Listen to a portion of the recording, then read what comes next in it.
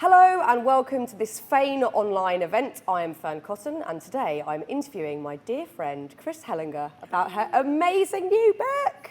Yay! Look at it, all glittery and gorgeous. Isn't it lovely? It's really lovely. I mean, I know how much of your heart and soul you have poured into this project. Is it surreal seeing it sat there looking all beautiful? It's so weird. I mean, you know how like your first words on black and white, like printed in black and white, it's such a surreal feeling.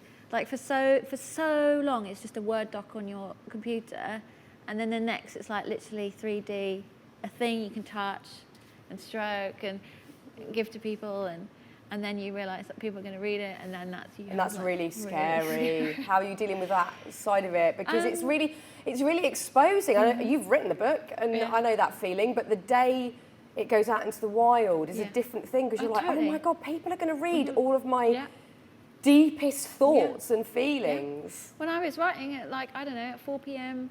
last August 19th. I wasn't considering that someone somewhere would then pick it up from a bookshop or whatever and take a read. Like you just don't really imagine that, and I found it really hard to imagine because I just never really felt like I could get there. I had so much doubt throughout the whole writing period. For what reason? What were you doubting? That it wasn't good enough. That I wasn't finding the right words for things, and that I couldn't express myself fully. I always felt like, is there more? Is there more? Is there more? Is this enough? Is this enough? And then it really wasn't until I read the final proof that I was like, oh, it's good. I like it now. It's more than good. It's so beautiful. And just so people out there know why we're sat here together, we met over 10 years ago now because I was on a trek with your friend Jen that you'd helped out, and she kept banging on about this Kris lady who I had to meet. P.S. Could you do a half marathon for Kris's charity? And the rest is history. Yeah. That was so serendipitous that she happened to be on that walk with you. Trek. It was definitely a trek. In Machu Picchu. And then to come home and be like, yeah, I want to do this thing for another charity. That's great. And I mean, you've done so much since then as well, and become a patron. And we've done so many lovely things. I was really thinking about it ahead of today, sort of thinking about...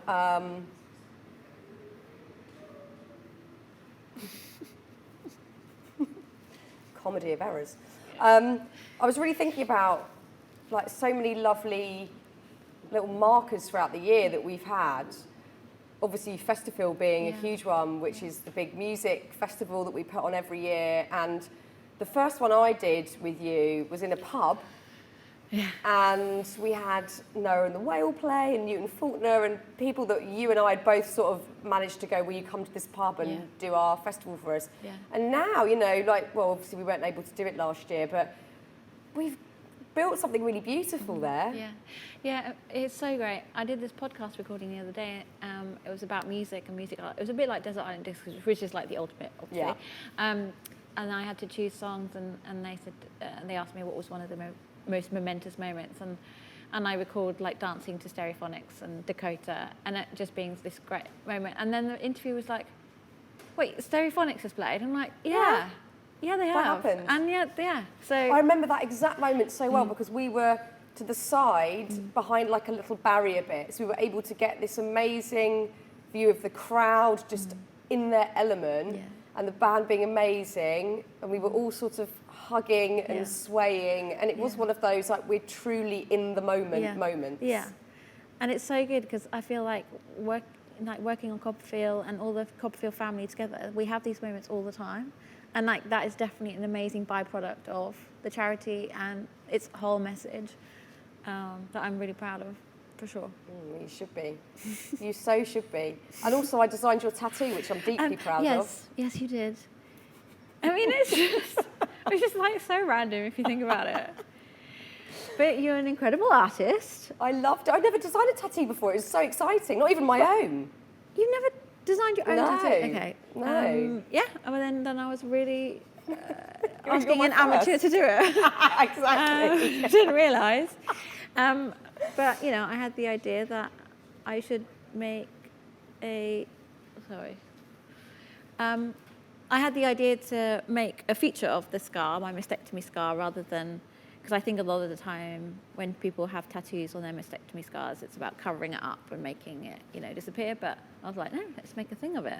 And I love that I have a tightrope walker walking along lady on your scar. Yeah. It's a beautiful thing. Yeah, it's I love, and I sometimes forget that she's there. And I'm like, oh, hi. It's the coolest tattoo ever. I love it. Even if I do say so myself.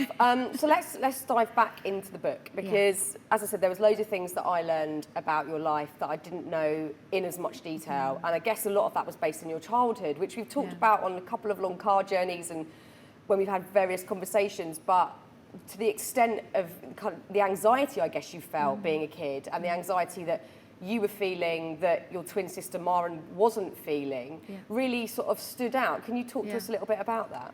Yeah, I think it's only when I was starting to write the book that, because there were a lot of feelings that I was having, but it was not until you really have to try and find the words for it and put it down on paper that you realise that you really go through those moments in your life and recall exactly how you're feeling at that time. And it was a little bit like traumatic in a way to bring up some real deep feelings again, but also really healthy and almost helped me to kind of deal with it all over again. But the way I experienced things as a child was quite different to Maren. So I have an identical twin sister. We were experiencing things, but like emotionally, I was experiencing things differently to her. And it's like those emotions that I think I stored in my body for a very, very long time. And it's interesting when I speak to her about it, she's like, yeah, I felt that too. But I was like, but you didn't linger on these things. Like you didn't like stress about these things as much as I did.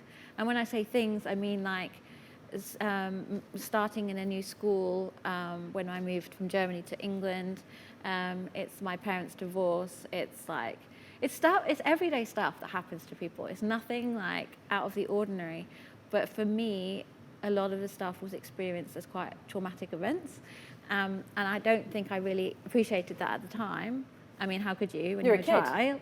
Yeah, exactly. And then I think a lot of it manifested inside my body and inside the way I then took that into relationships with guys. And I think it was quite toxic. That's the other thing that I learned a lot about in the book, was the sort of Kris who was newly dating people and experiencing a lot of, well, a lack of self-worth, which hugely resonates. Yeah. And it's something we could definitely talk a lot more about just as friends, because I think we often feel like we don't want to go back to those moments because it's deeply vulnerable to do so, and also you kind of hope there's been some improvement, and you probably a lot more so than me. I sometimes feel like I'm still not quite where I should be at the age I'm at with the self-worth thing. Yeah. But when it plays out in relationships and like the dynamic that you have with another person, when you don't feel worthy of being in a relationship, or maybe you just don't like yourself in all parts of yourself, it is, well, again, it's deeply toxic. And I've certainly been there. Like so many relationships that I was in were exactly like that. And I think I'd underestimated, I guess, the link between your childhood and that, but also how much it affected you and just how you viewed the world, I guess, as well. And just how much you store inside as well. And it's like, but knowing that they can be released again, you can like, it's fine to bring these things up again. It's not going to be as traumatic or whatever, but you can release that stuff. Yeah. I found that quite interesting. I found that through, I've kind of got that realisation through cancer, I think. And that I could let some of the stuff go through writing the book too. And like, well, that's that now. Like, it's there. Apparently, I heard the other day that someone had read this thing about, like, once you write a book, you're transferring that thing that you're writing about from one part of your brain to another part of the brain. It's almost like you're putting it from one bucket to another bucket. And it's like almost like you're clearing things out and like clearing the cupboard and going, okay, that can now sit there. That works for me massively, because I'm a huge clearer outer. Yeah. And I need to do that massively mentally. You need to write more books. More books. That makes sense, though. Yeah, I think so. And I've definitely felt that way through writing the book. So many times in the book, and I was like, I don't even care anymore if this helps no one else, because right now I feel like so cleansed. Yeah, very cleansed. Yeah. But then I'm like, oh, but someone is going to read this, cool. Yeah, but the thing is, and I think you underestimate this, you know, I say this as a friend, but also an outsider to your life, that you help people all day, every day, and maybe that you don't realise the hugeness of that and how much this book will again do that for everybody, because this is a book about life. This is a book about experiencing life and seeing life and moving through life. And I think, you know, for me, that's what the book is. It's a celebration of life. And again, what I found very, very interesting in the book is I think so many of us don't really understand the word survival at all. We see it purely as staying alive, whereas I think how you explain survival, you explain it in the most expansive, beautiful, and just full-bodied way. And I wonder how your relationship with that word or the notion of that word has changed over the years. I think, I mean, cancer so often comes packaged with all these other words like survivor, thriver, warrior, and it's great if someone wants to hang their existence on those words, if it helps them get through the day, if it helps them get perspective, great. But for me, I couldn't really resonate with those words ever, because I said, unless I'm happy to be alive, then what is the point in surviving? Like, what is the point in staying alive if it's miserable? So for me, survival was never enough. I don't want to just survive. I want to be able to really look at my life and go, I'm glad to still be here, and I'm getting the most of what I want from life. And like, so that's kind of what I realized. So again, through writing, and then, but also just from the last 12 years. Do you think you had that realisation earlier than you thought you might, looking back retrospectively? Because there's this beautiful moment that made me cry in the book, actually, where you talk about, I can't remember which festival it was, but one of the first festivals you went to with CoppaFeel, and you didn't exactly know what you were going to be doing then. You just kind of like ended up doing face painting and blagging it. But it was the foundations of what you guys do at festivals now, which is talk to people and engage with people in a really beautiful and educational way. But it's always fun and light. And at this point, you know, you were quite newly diagnosed and still dealing with the trauma of that and what it meant for your life. But you had this moment of like, it read like pure euphoria almost, where you felt heard by people and you felt supported by people and you felt really happy. It was, and so cringe. Not cringe at all. So I cried. It's beautiful. Yeah, I mean, it was really strange, because suddenly, like, I felt like accepted, and I felt like there was so much more meaning to my life than I could ever imagine. And that was purely because I was using having cancer as something that could really benefit other people. And like the Zootons dedicated Valerie to me. And it was just one of those moments where like, they actually just said my name. And I'm like, you know, when you just have one of those out of body sort of experiences and you're like, what is happening? And I wanted to be like, yeah, that's me. But also I just wanted to die in that moment. Like I was like, just literally swallow me up. But it was very weird. And then I, like, you know, as a great metaphor, I went on this Ferris wheel, because it, you know, it's a festival, there's lots of rides and stuff there. And I just remember being on this Ferris wheel and thinking, like, I'm observing life from a whole, I was like at a different level now. And that was literally on a Ferris wheel. But even like through life, like suddenly like something was lifting me up that was like gonna really help me get through everything I was about to have to endure, because I'd only really just been diagnosed with cancer. I didn't really know what I was about to experience, but I knew in that moment that I think I could be okay with it, you know? I mean, that is a huge perspective shift, and not one that many of us, maybe some people out there will have it for different reasons. Maybe it is facing adversity, maybe it is just some brilliant gear shift in life. Has that been sustained because you've worked hard at keeping that perspective? I doubt that it's just been something that's just breezed into your life and stayed there. It seems like it's something you have to then work at to keep it in place. Oh yeah, I definitely have wobbles where I don't feel like that, and I think that's when I go, well, I'm only human. Like, I'd hate to force the positivity. I'd hate to force this like persona. I do really want to be authentic with it, but ultimately, the way I see it is, if I'm feeling well and everything's okay, then I have no reason to doubt that tomorrow could be okay too. And I have no reason to doubt that I could be happy today, because there's no immediate threats. That's the thing with cancer, there's never really any truly immediate threats. It's just this like big black cloud that sort of hangs over your life and goes, hey, this thing is happening to your body, and one day we'll probably kill you, but right now let's just chill. And I'm kind of like, well, okay, I can exist in that way, in kind of knowing that today I'm okay. Like, I just don't think too far in the future, and if today's okay, then I can just get on. Which is how all of us should live, Yeah. but we just don't. Yeah. I think we just either really feel like we have to plan for a future or fear the future. There's never just like, oh, let's just be, and then maybe the future will happen, maybe it won't, like, you know? Exactly. This is why I keep reading Eckhart Tolle books, hoping that it goes in, because that is exactly how we should all be living. And you have to live like that. That's been your mantra. That's been your way. Yeah, I just don't really have much of an option but to feel like this. But that's not to say that I don't have really fucking shit days. Yeah, of course. Like, I have those days where I just think, I don't want to do this anymore. Like, I don't want to feel like I really have to push for survival, or I don't have to, like, because having cancer, which I didn't realise, and I don't think anyone really tells you, is that you have to become master of your own sort of existence. You have to become master of your healthcare. You have to become like an expert in you. And they don't tell you that on the day you're diagnosed. And sometimes I just can't be bothered. Sometimes I just want someone to say, hey, Kris, do this today. Instead of me going, well, I've got this option, or I've got that option. Can someone just hold my hand and just do it for me, you know? I think that's been something, as your friend, that I've really witnessed and admired, that you take full agency over your life.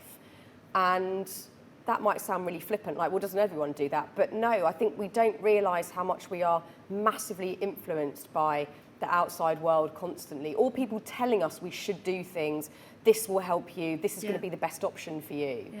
And I've seen you so often rally against that, because you know, and this has to be like a proper gut feeling, a sense of intuition that you just know that's not right. Yeah.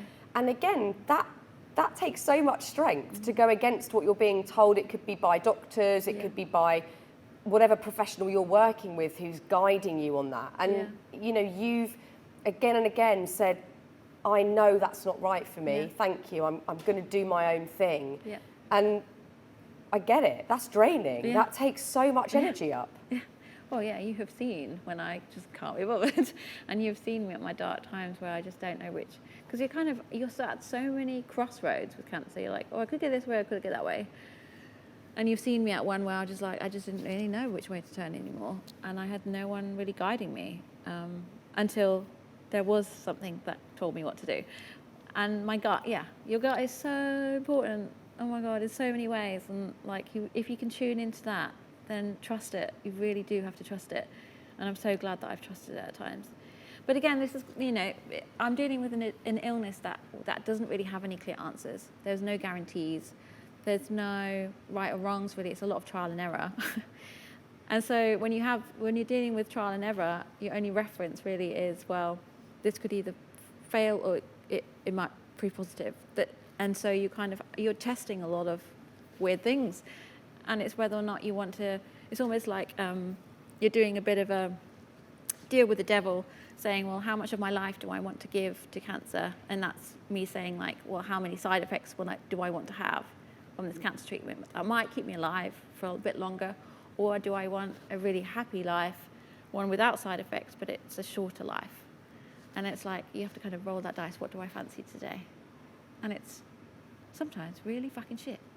Well, of course it is. And that's where you need support. You need people around you that are going to say, I'll back you up, whatever decision you make. And luckily, again, through trial and error, you found the right oncologist for you and the right team of people that are going to support you through that, but not without a hell of a load of shit beforehand. And also, you know, let's go right back to the beginning, a misdiagnosis. Mm-hmm.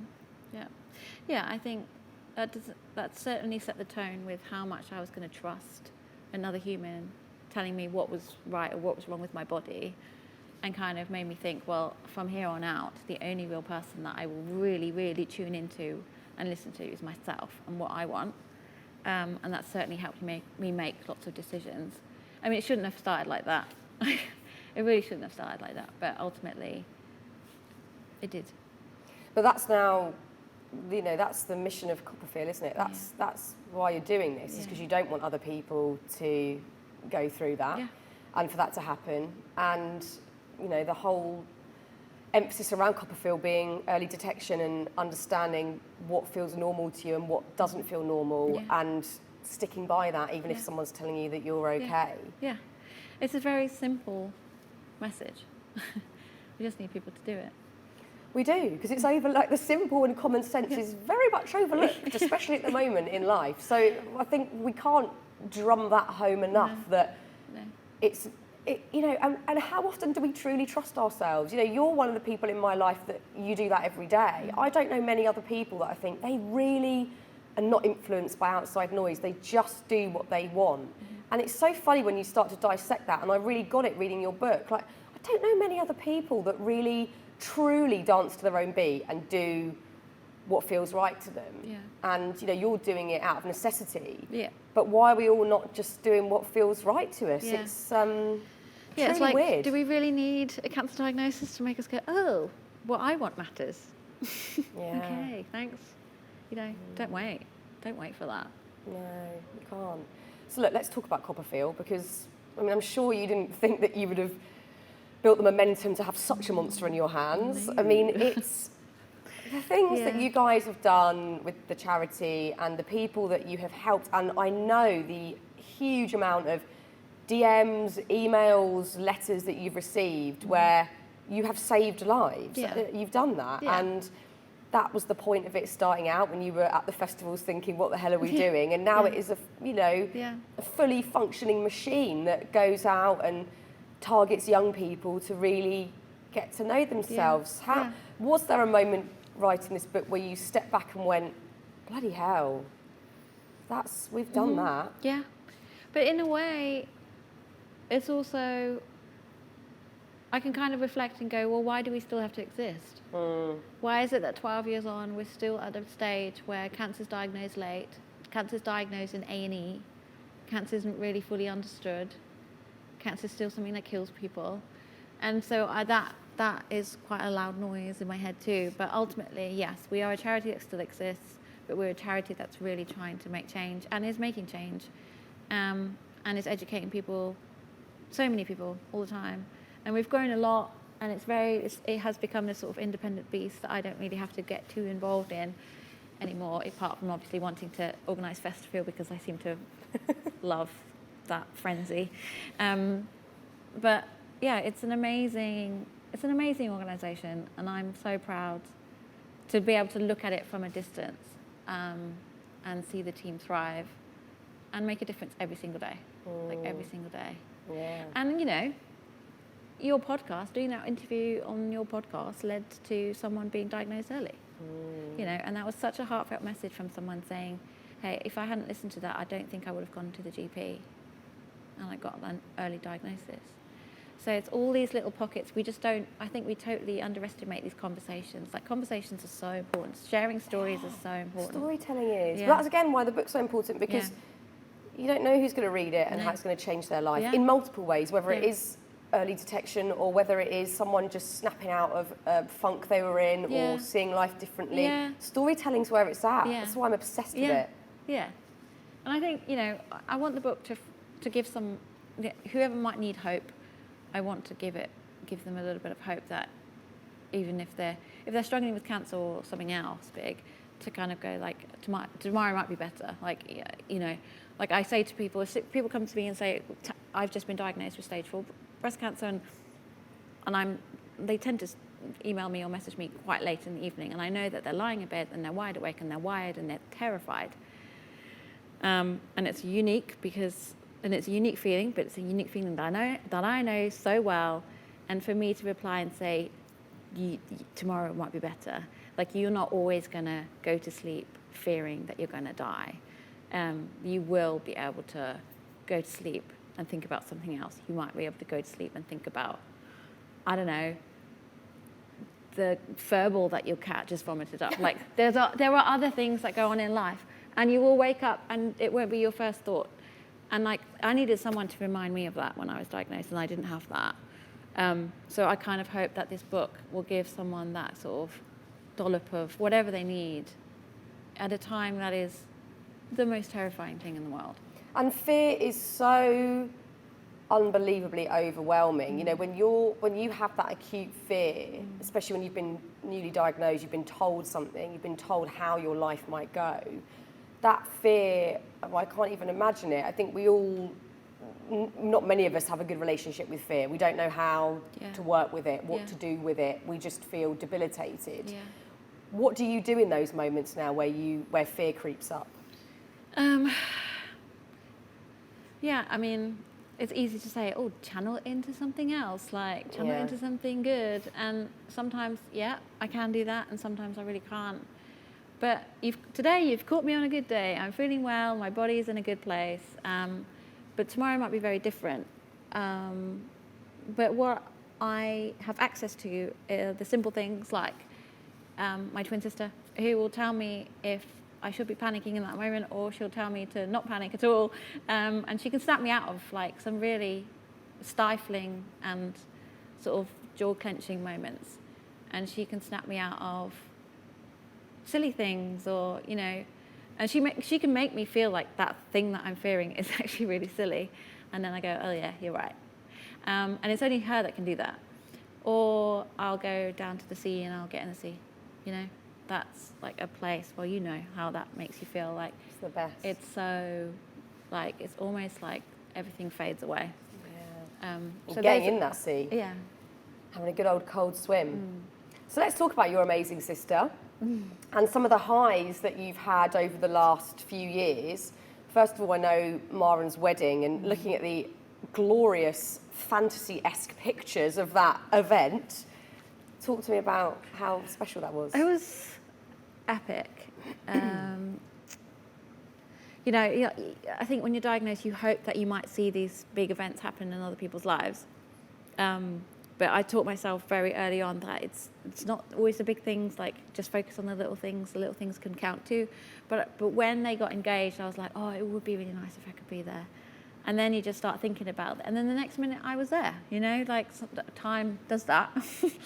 And the next minute I was walking her down a sandy aisle in Cornwall on this beautiful beach, and the sky was bluer than blue, and the ocean was like more than picturesque. And then I was like, this is it, you know? Like anything from here going forwards is a bonus. Like, I've peaked, this is it. And then we did their first dance, Romy and Michelle's high school reunion dance, which we'd been practicing in their village hall for months. In the village hall. And it was like, do you know what? Literally, you know when it's like, couldn't give a shit what anyone else thinks in that moment. And it's such a glorious feeling. I was like, I don't think I've ever felt so fucking cool in my life. But yeah. What a moment. I mean, and the fact that they took me on and it was like, oh yeah, she can be part of our our first dance at our wedding, like, sure. That's but so brilliant. It was so good.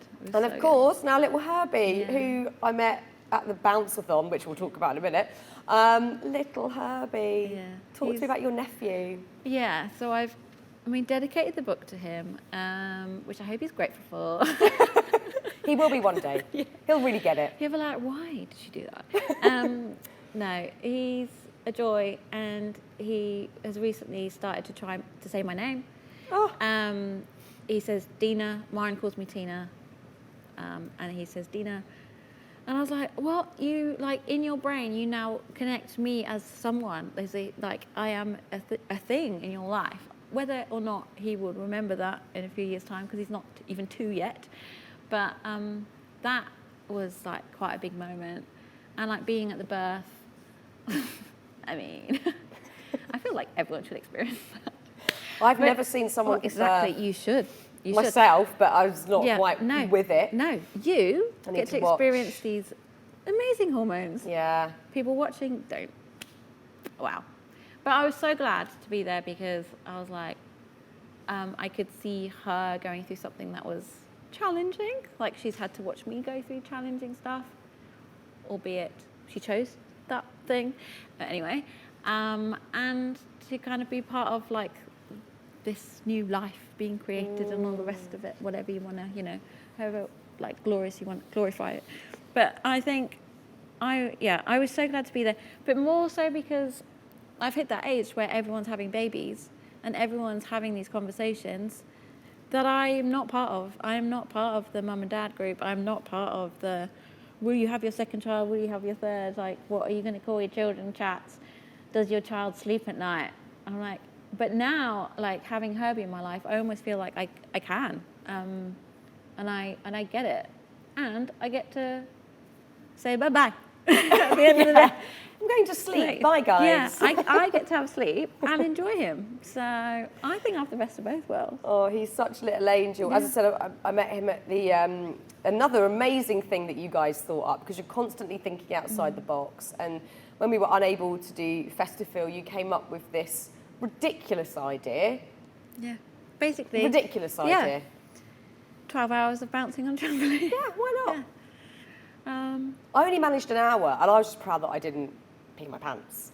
I was really chuffed with myself that I did not do that on camera. But you were bouncing, you and Maureen were bouncing for 12 hours with all sorts of weird stuff going on alongside it, and you raised shitloads of money again. Yeah, we made a little mini TV show out of it, essentially. Yeah, that's the kind of shit you got to do. It's the kind of stuff you got to do in a pandemic when there's literally nothing else you can do, and you still need to bring in money for the charity, and you have great people who will always say yes to crazy ideas, who are incapable of saying no. No, not can't. And it was bonkers, but great. But again, like embodying everything that CoppaFeel is, which is fun and just fun. Like it's always just a lovely, fun, amazing thing. I want to just go back in time, because there was something that I've missed talking about, which I know was a huge moment for you, again, early on in your diagnosis, and also sort of working out what you were doing with the charity, and also, where you were going with, helping people and how you were going to go about that. And that is winning a Pride of Britain award, and it seems utterly surreal to you. Yeah. Yes. At the time, I was like, this is great and really wonderful. Like when I was told that I'd won this award and I was to go to this award ceremony and receive it, I thought, wow, amazing. What an honour. And then it wasn't until I was on the stage receiving this award from Baby Spice and Scary Spice that I was like, what is happening? Because I had been diagnosed just a few months before. We'd been to a few festivals. I started a blog. CoppaFeel wasn't a charity yet. And then suddenly the next thing I'm on Park Lane, surrounded by all these celebrities, and getting this award, special recognition for all the work that I've done. And I thought, this is nice. Like, thanks, God. Look, thanks. But can we just take a moment? I didn't say this at the time, obviously, and it's really only in a few years later that I realised how I really felt in that moment. And it was almost like it was so motivating for me to really prove that I deserved this award, that I could really show people that what I was doing with the charity was making a difference. Because I don't want accolades for just having cancer. I don't think anyone should accept accolades for an illness and a disease that they could do nothing about, they didn't bring on themselves. I wanted recognition for the work that me and my team had done to change behaviour towards our bodies in this country. And I thought, well, now I really have to make sure that happens. And suddenly people had heard of us, and you're like, oh, you're the CoppaFeel girl now. And I was like, yeah, I am the CoppaFeel girl now. And it's been like that ever since. It's incredible. It's bonkers. Yeah, and it was at that event that I met Dermot O'Leary, because it was X Factor time, and they always get the X Factor people to sit with the winners, and I don't think he realised that, and I don't think Louis Walsh realised that, who was on our table either. And it wasn't until I went up to get my awards that they were like, oh, you're a winner. I was like, yeah. So I'm not just some sort of stand-in. Just having a nice bit of dinner. Thanks, guys. But Dermot arrived late, he was put on a different table. He was sat next to Kelly Brook, and I think Dermot's always late, by the way. I think that's a thing. Okay. Yeah. Well, I wouldn't take it personally. no, but I thought I'm going to use this as an opportunity to make conversation and say, you've stood me up for Kelly Brook. Yeah. I've got cancer and I've just won an award. What are you going to do about it? and I thought, well, he's going to be a future patron, and he became a patron. I was very lucky to meet him that night, and he was so great. He's great. He is lovely. He is lovely. But I think what you've done is use those moments where you've been at fancy things or whatever so perfectly to get a really good gang of people. Yeah. Like, you've got a really nice little family now. People like Ray Morris, she's always at everything. Yeah. And she's really supported, and G Fletcher, and Tom's been roped in to do several things, and you've got a really good gang that really get it and want to be part of it. Oh yeah, we're so lucky. And yeah, it's been, I think a lot of people look at us and go, oh, Kris must have had a great contact list or whatever, or black book before she started the charity.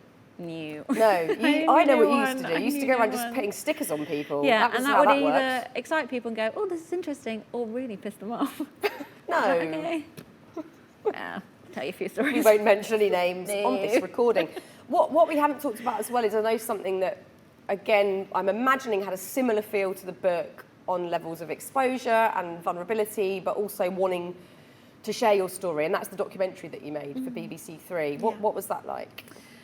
A bit like very therapeutic, a bit like writing the book, but my aim with it was to show a life with cancer, not surviving it or dying from it. Like, that was my only reference to cancer before that. I'd never seen on TV or a movie that someone was just simply like doing the day-to-day with cancer as a sort of thing in the background. And I thought there needs to be more stories like that, because there are millions of us living with it every single day, going about their lives. And I obviously wanted to make a bit of a stunt with it and make sure that we could really show something important and tell a really important story with it. And that was to kind of say, hey, why is it that we as a charity are having to educate kids in schools when it should just be part of the curriculum? And that's when obviously our campaigning began, and we projected an image of the Houses of Parliament, which was the scariest night of my life. And then, 2 years later, we finally got the okay from the education department to say we're adding cancer to the curriculum. But yeah, that was kind of spearheaded by the documentary, but it was brilliant. It was like almost like this sort of fly on the wall. You spend a lot of time with a producer and director who just make you cry in parks around London and come to the hospital. And I think it was a good representation of someone who was just living. Were you able to watch it back? Oh yeah, and I cringed like hell now, because it was a few. Yes. It was a few years ago now, and I feel like that was like a whole different Kris even. In what way? Well, I was in a relationship then. I was a bit heartbroken. I was living in London, and I'm also now 35, and back then I was like in my 20s still. So I think I've just grown up a bit. Yeah. You know, I'm just different. You just are, cancer or no cancer. And there's a lot of things that I say in that I'm like, oh, why did you say that? I've got a whole career of that on YouTube, so honestly, don't worry about it. No, so I don't ever sit down and go, oh, I might watch my documentary. No, but I'm imagining it was also at the time difficult to watch back, because you're sort of faced with all the feelings. They're there. Yeah. You can't escape them. Yeah, but what I really loved is narrating the film. So it's almost like I had this time in a booth with the film and could really like go through it all and go, okay, this is in there. And as soon as the video rolled and I had to start talking, I started crying, because I was like, oh, he's playing elbow over this scene of us walking on the beach, and it's just too much. I was like, are you going to have to give me a minute? And then it was fine. And then after that, I was like, now I want my friends to see it, and then I want the world to see it. So I think I had that time on my own, and I'm so glad I had that. But yeah, it's hard. It's just very confronting, isn't it?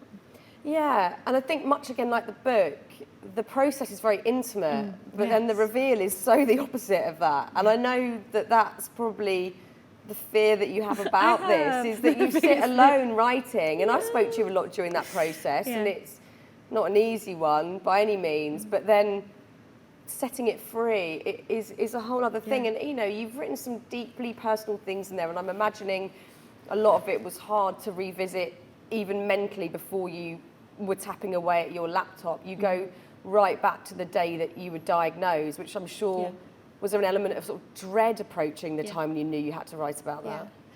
Yeah, that was hard. I mean, there were lots of bits. I think the hardest bit that I found to write was the stuff about my relationship that I was in before I was diagnosed. But I really didn't, I thought, I'm only going to write one book, and I'm only going to write it once, and this is it, and I need to write it right, and I want to say what I want to say, and I'm not going to hold back. But I also do recognise, and I think, and it's really made me think a lot about this when I read other people's books now, that I do think there's a bit of you that you still hold back. I just think there's a bit of you that you can't quite find the words for, and therefore don't go in a book.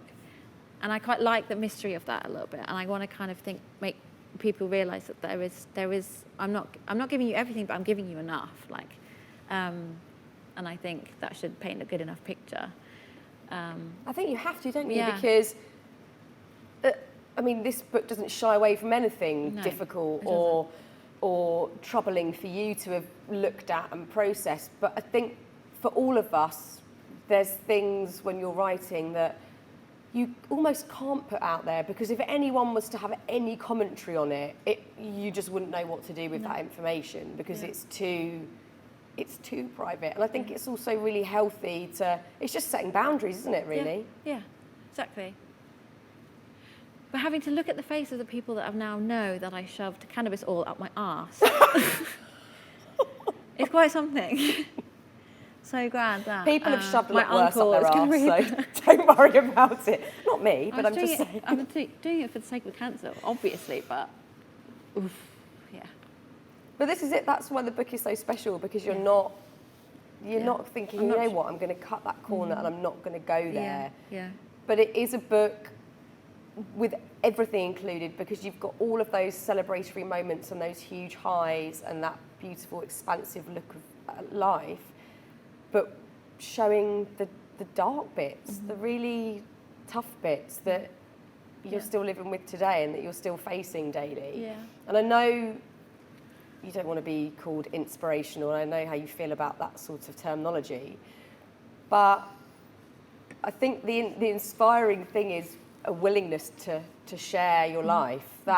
It's so easy not to, and think, no, I can't go there. But I think because you understand the potency of that and how it can help, you've dived into it anyway. Yeah.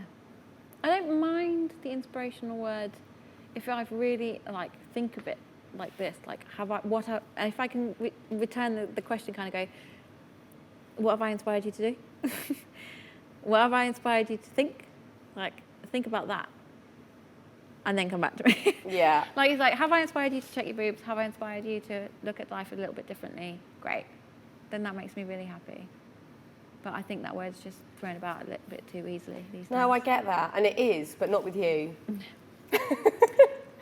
Not with you ever. So what the hell are you going to do next? Oh, bloody hell. Can I just have a sit down? You won't, though. I know you. You're not good at that. I know. You I am can't. sure of that. But can we just make it okay if people just want to have a little sit down? No, absolutely. I hope you do. I just know what you're like. And you'll email me next week saying you've had an idea. Yeah. And we're going to go on a bouncy castle for a year or something, or... shall we? Whatever. No. I want to enjoy... Yeah. Wherever this book goes, I want to see where it goes, and I want to see it kind of fly out into the world, and we'll see what comes up next.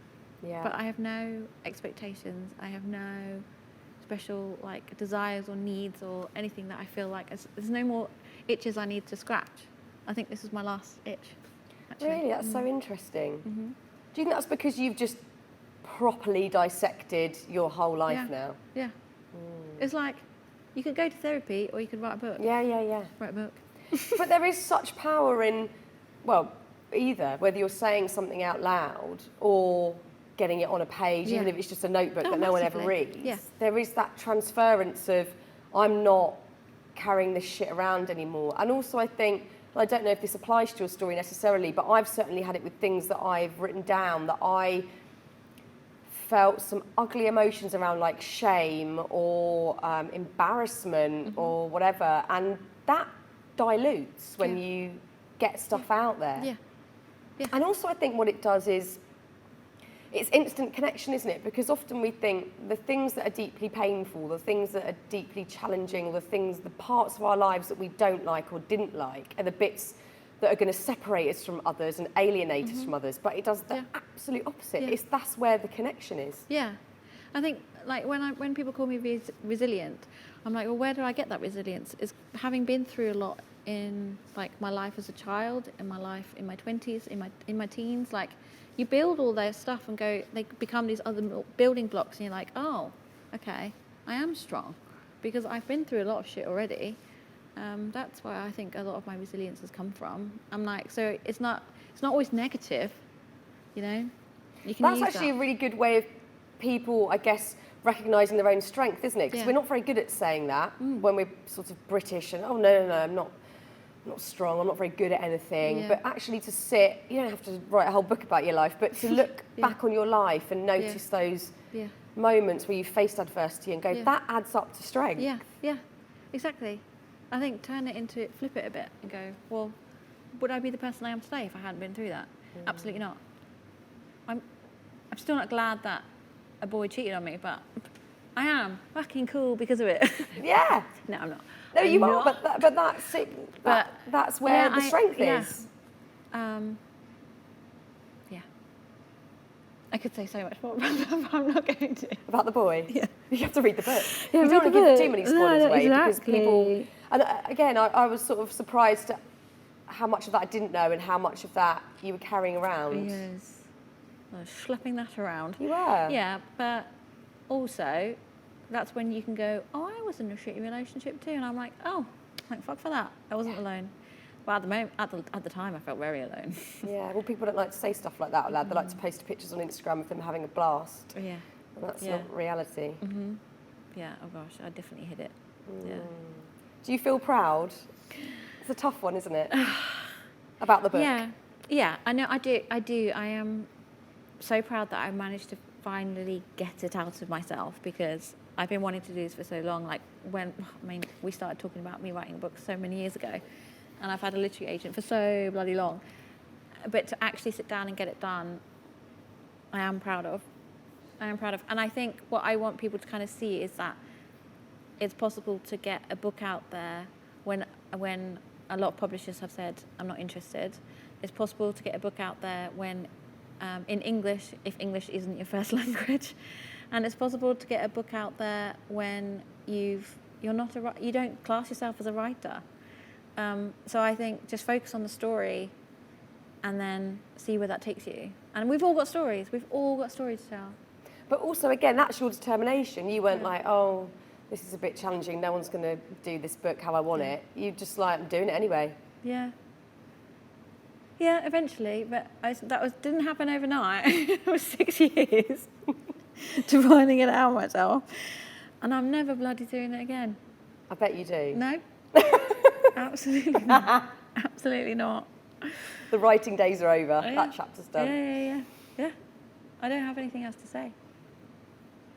Well, it's amazing, and I'm so chuffed that you put yourself through that process, as difficult as it was at times. And I urge everyone to get this book because, well, it's everything that we've just discussed now, and it is bloody inspiring in loads of ways, and it is really joyful, and it is deeply sad at points, and it is very funny in points.